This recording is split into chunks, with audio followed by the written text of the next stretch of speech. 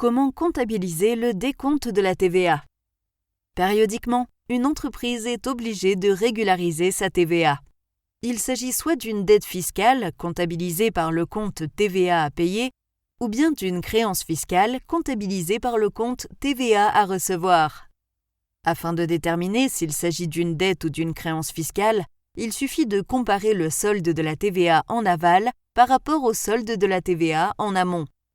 Si le solde de la TVA en aval est supérieur au solde de la TVA en amont, alors l'entreprise a une dette envers l'État et elle doit enregistrer une TVA à payer. Cette dette est comptabilisée au passif du bilan.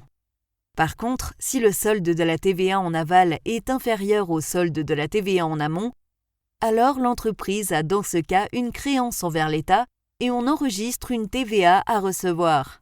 Cette créance est comptabilisée à l'actif du bilan. Prenons l'exemple de l'extrait du grand livre suivant.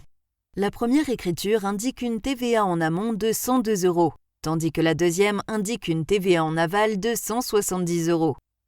Nous constatons que la TVA en aval est supérieure à la TVA en amont, ce qui implique qu'il faut enregistrer une TVA à payer au passif.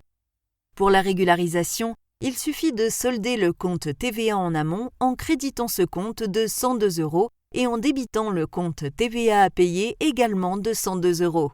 Puis, il faut solder le compte TVA en aval en débitant le compte de 170 € et en créditant le compte TVA à payer de 170 €.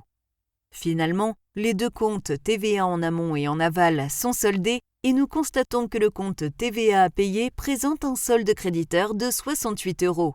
Il s'agit d'une dette fiscale envers l'État.